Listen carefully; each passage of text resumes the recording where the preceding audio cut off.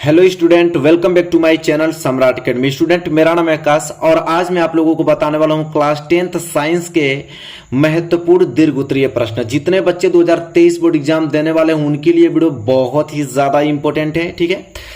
और यह प्रश्न 100% बोर्ड एग्जाम में पूछा जाएगा। यह प्रश्न जो आप लोगों को बताना पूरे बुक का मैं दीर्घ उत्तरीय प्रश्न लेकर आया हूं और इस वीडियो को आप लोगों को पूरा अंत तक दिखना है, ठीक है। पूरा अंत तक, यहां से आप लोगों का 100% 70 में 70 मार्क बिल्कुल तैयार हो जाएगा। तो वीडियो को लाइक नहीं किया तो लाइक कर दीजिए और चैनल पर नए हैं तो चैनल को भी सब्सक्राइब कर लीजिए। चलिए सबसे पहले हम लोग आप लोगों को बताते हैं पहले चैप्टर के महत्वपूर्ण दीर्घ उत्तरीय प्रश्न को। चलिए देखते हैं। पहला चैप्टर आप लोगों का रासायनिक अभिक्रिया तथा समीकरण, ठीक है। पूरा इसी तरह जितना भी आप लोगों का फिजिक्स है और केमिस्ट्री है और बायोलॉजी है और आप लोगों का पर्यावरण इन्वायरमेंट है, ठीक है। इन चारों से मैंने सभी के महत्वपूर्ण दीर्घ उत्तरीय प्रश्न लेकर आ गया हूं और ये वीडियो काफी इंपॉर्टेंट है आप लोगों के लिए, थोड़ा सा भी आप लोगों को मिस नहीं करना है। तो चलिए मैं इसको हटाता हूं। सबसे पहले हम लोग देखेंगे पहला प्रश्न।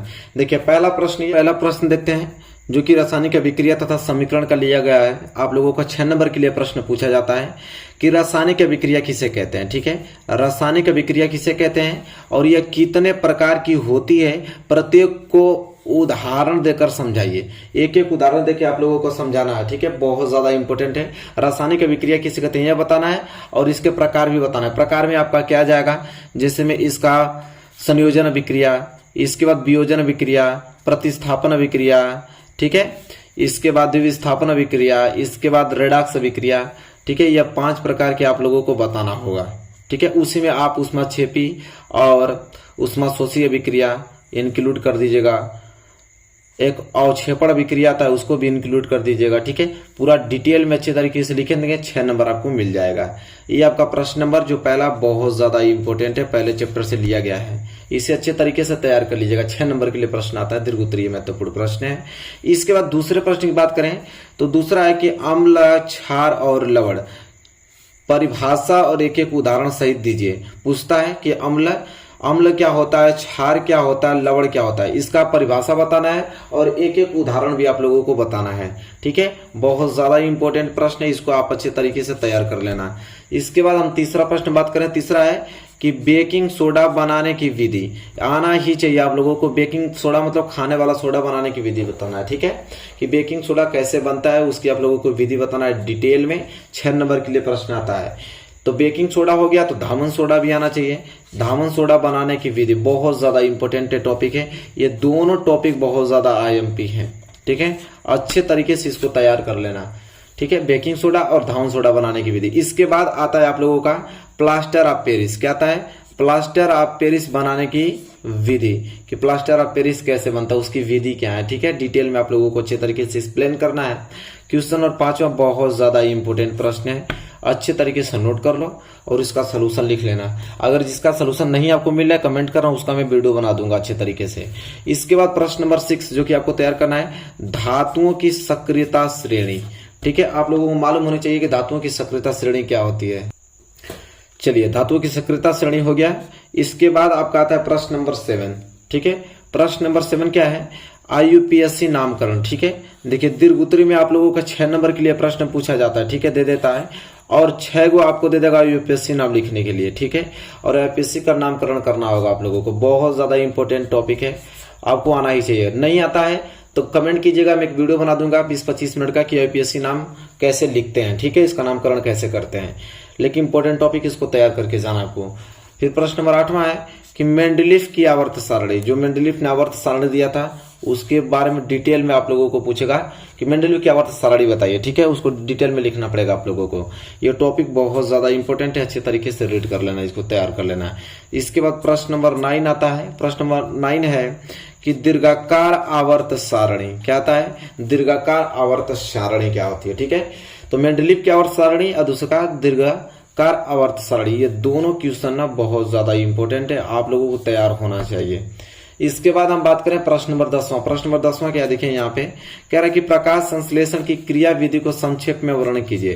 कह रहा है कि प्रकाश संश्लेषण से पौधे किस प्रकार अपना भोजन बनाते हैं, पूरी की पूरी क्रिया आपको संक्षेप में वर्णन करना है, ठीक है। बहुत ज्यादा इंपॉर्टेंट है, और इससे अच्छे तरीके से तैयार कर लेना।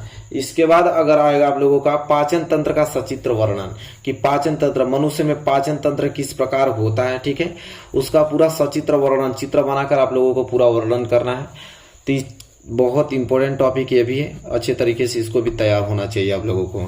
अगला प्रश्न बात करें, प्रश्न नंबर 12, श्वसन तंत्र, ठीक है, कि श्वसन तंत्र क्या होता है। श्वसन तंत्र का पूरा एकदम डायग्राम द्वारा अच्छे तरीके से आप लोगों को आना चाहिए। श्वसन तंत्र क्या है, और श्वसन तंत्र के बाद उत्सर्जन तंत्र भी, ठीक है। ये दोनों टॉपिक बहुत इंपॉर्टेंट है, मैं एक बार फिर आपको बता दे रहा हूँ, श्वसन तंत्र और उत्सर्जन तंत्र, ठीक है, इंपॉर्टेंट टॉपिक है।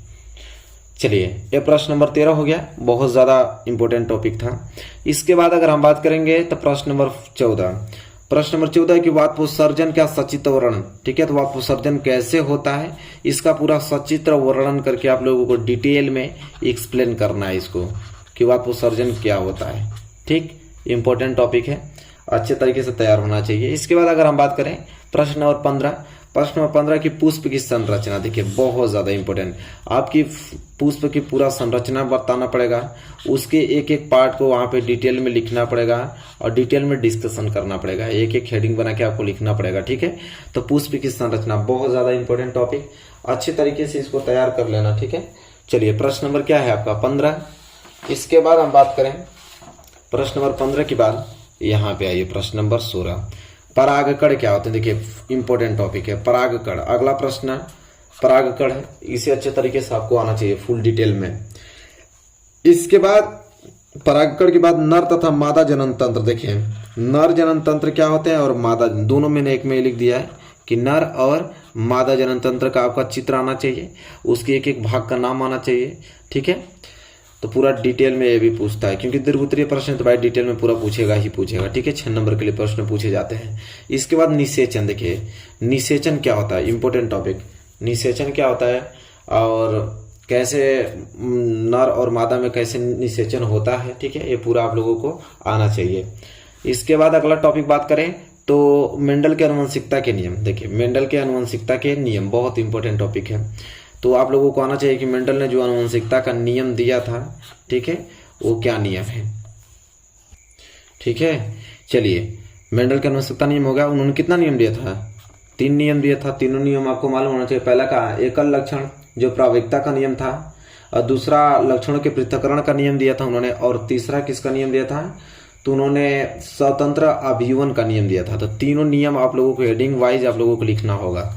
इसके बाद हम बात करें तो लिंग निर्धारण की प्रक्रिया। लिंग निर्धारण किस प्रकार होती है, पूरा का पूरा आप लोगों को प्रक्रिया इसका लिखना पड़ेगा, ठीक है। बहुत इंपॉर्टेंट आप लोगों का एक क्वेश्चन है और इसको अच्छे तरीके से आप लोगों को तैयार कर लेना। अगला बात करें तो अगला आप लोगों का प्रश्न है कि एक संकर तथा द्विसंकर संकरण क्या होता है। देखिए एक संकर तथा द्विसंकर संकरण क्या होता है, इंपॉर्टेंट यह टॉपिक है, ठीक है, अच्छे तरीके से कवर होना चाहिए। इसके बाद हम बात करेंगे प्रश्न नंबर 21 हो गया। प्रश्न नंबर 22 देखिए जैव विकास। जैव विकास क्या होता है, ठीक है, नोट कर लीजिए इन प्रश्नों को। जैव विकास क्या होता है, तैयार होना चाहिए आप लोगों को। अगला प्रश्न हम बात करते हैं अवतल दर्पण तथा उत्तल दर्पण से प्रतिबिंब निर्माण, कि अवतल दर्पण से प्रतिबिंब निर्माण कैसे होता है और उत्तल दर्पण से। अवतल दर्पण से प्रतिबिंब निर्माण 6 तरीके से होता है, सबको मालूम है, और उत्तल दर्पण से कितना होता है, 2 तरीके से होता है। ये पूरा अच्छे तरीके से आपको आना चाहिए। इसी तरह लेंस में प्रतिबिंब निर्माण, तो लेंस में क्या होता है कि जो अवतल लेंस होता है ना, तो अवतल लेंस में 2 कंडीशन होता है, लेकिन उत्तल लेंस में 6 कंडीशन हो जाता है। सेम उसका उल्टा, अवतल दर्पण में 6 कंडीशन, उत्तल दर्पण में 2 कंडीशन, लेकिन यहाँ पे अवतल लेंस में 2 कंडीशन हो जाता है, लेकिन उत्तल लेंस में 6 कंडीशन हो जाता है। अब पूरा का पूरा प्रतिबिंब निर्माण पूछता है। तो ये दोनों प्रश्न आप लोगों को अच्छे तरीके से क्लियर होना चाहिए। इसके बाद हम बात करें तो मानव नेत्र का सचित्र वर्णन, जो हमारे ह्यूमन आईज है उसका पूरा सचित्र वर्णन करना है अच्छे तरीके से, पूरा फिगर बना के, और उसके एक एक भाग को डिटेल में लिख के बताना है, ठीक है। इतना महत्वपूर्ण प्रश्न है 25, अच्छे तरीके से इसको कवर कर लेना। चलिए मानव नेत्र का सचित्र वर्णन हो गया। इसके बाद है कि श्वेत प्रकाश का प्रिज्म द्वारा वर्ण विक्षेपण। कह रहा है कि श्वेत प्रकाश का प्रिज्म द्वारा वर्ण विक्षेपण, कह रहा है कि जो प्रिज्म से जब श्वेत प्रकाश की किरणें जाती हैं तो 7 रंगों में विभक्त हो जाती हैं, उसका वर्ण विक्षेपण बताना है, ठीक है। चलिए पूरा डिटेल में आना चाहिए, फिगर द्वारा बनाकर अच्छे तरीके से समझाना होता है। तो श्वेत प्रकाश का प्रिज्म द्वारा वर्ण विक्षेपण इंपॉर्टेंट टॉपिक है, तैयार होना चाहिए। इसके बाद आता है ओम का नियम। ठीक है, कि ओम का नियम क्या कहता है। ओम का नियम क्या कहता है कि V अनुक्रमानुपाती I, ठीक है, जैसे जैसे विभवांतर बढ़ता है धारा भी बढ़ती जाती है। अगर इसको हटाएं तो V बराबर RI हो जाता है, ठीक है, V बराबर क्या होता है RI। तो ओम का नियम उन्होंने कैसे दिया था पूरा सचित्र वर्णन करके आप लोगों को दर्शाना है, ठीक है। इसके बाद हम बात करें तो श्रेणी क्रम में संयोजन, ठीक है, कराए कि श्रेणी क्रम में संयोजन, अगर प्रतिरोध को श्रेणी क्रम में जोड़ दिया जाए तो उसका संयोजन कैसे होगा। तो श्रेणी क्रम में संयोजन R बराबर क्या होता है R1 R2 प्लस R3, ऐसे ऐसे जितने भी हम वहां पे प्रतिरोध जोड़ते जाएंगे वैसे वैसे जाता रहेगा, ठीक है। इसके बाद समांतर क्रम, तो समांतर क्रम में संयोजन 1/R1 plus 1/R2 plus 1/R3, इसी तरह जितने भी हम लोग जोड़ते जाएंगे प्रतिरोध वैसे बढ़ता जाएगा, ठीक है।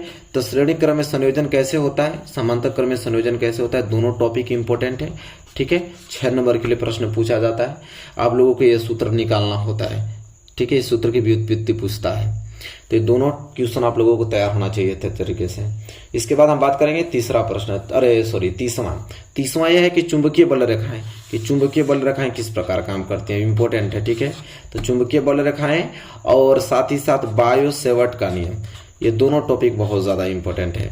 चुंबकीय बल रेखाएं और बायो सेवर्ट का नियम, दोनों आना चाहिए आप लोगों को, अच्छे तरीके से इसको तैयार कर लेना। इसके बाद हम बात करें तो एक प्रश्न बचा है यहाँ पे, फ्लेमिंग के दाएं हाथ और बाएं हाथ के नियम। देखिए फ्लेमिंग दाएं हाथ का नियम भी दिया था और बाएं हाथ का भी नियम, तो दोनों नियम आना चाहिए, फ्लेमिंग के दाएं हाथ का भी नियम और बाएं हाथ के नियम बहुत ज्यादा इंपॉर्टेंट है, ठीक है, तैयार कर लेना। इसके बाद हम बात करें तो अगला जो कि आप लोगों को अच्छे तरीके से याद करके जाना है वह है विद्युत मोटर, ठीक है। विद्युत मोटर का सचित्र वर्णन करके जाना है, एक एक पार्ट को अच्छे तरीके से आप लोगों को लिखना है। विद्युत मोटर के बाद तो विद्युत जनित्र, ठीक है, ये दोनों टॉपिक बहुत ज्यादा इंपॉर्टेंट है, दोनों में से जरूर एक देता है, 100% देता है, ठीक है। इतना अगर तैयार रहेगा तो यहाँ से एक प्रश्न बाहर जाने वाला नहीं है। विद्युत मोटर और विद्युत जनित्र दोनों इंपॉर्टेंट है, तैयार कर लीजिएगा। इसके बाद फैराडे का प्रेरण का नियम, फैराडे ने एक नियम दिया था प्रेरण का नियम, उसको पूछता है कि फैराडे का प्रेरण नियम क्या है, ठीक है, इंपॉर्टेंट है आप लोगों का, ये टॉपिक मैं आप लोगों को बता रहा हूँ, बस तैयार करके जाइए, आंख बंद करके विश्वास कीजिए, पूरा तैयार करके जाइए, एक प्रश्न इससे बाहर आने वाला नहीं है। इसके बाद ओजोन परत का अपक्षय, ये आप लोगों का पर्यावरण का क्वेश्चन है। तो ओजोन जो परत है वो किस प्रकार अपक्षय करती है, ठीक है, नुकसान पहुंचाती है, ये आप लोगों को डिटेल में अच्छे तरीके से एक्सप्लेन करना है। इसके बाद लास्ट प्रश्न है ऊर्जा का स्रोत, ठीक है, कि ऊर्जा का स्रोत क्या है। तो यहां तक हमने टोटल 37 क्वेश्चन आप लोगों को लॉन्ग इंपॉर्टेंट बताया, पूरे बुक का ये महत्वपूर्ण प्रश्न है। इतना अगर तैयार हो गया तो इससे बार कभी भी नहीं आ सकता है और नहीं भविष्य में आएगा भी, जब तक आप लोगों का ये एनसीईआरटी पैटर्न चलता रहेगा, इससे बाहर कभी भी पूछा नहीं जा सकता है। बस आंख बंद करके आप अच्छे तरीके से तैयार कर लो इतने टॉपिक, तो आई होप आपको अच्छे तरीके से क्लियर हो गया होगा। मेरे प्यारे विद्यार्थी, वीडियो आपको कैसे लगे बताइए, वीडियो अच्छी लगी तो प्लीज लाइक कीजिए और चैनल पर नए तो चैनल को सब्सक्राइब करके बेल आइकन को प्रेस कर लीजिए। मिलेंगे एक प्यारे से नेक्स्ट वीडियो में, तब तक के लिए धन्यवाद।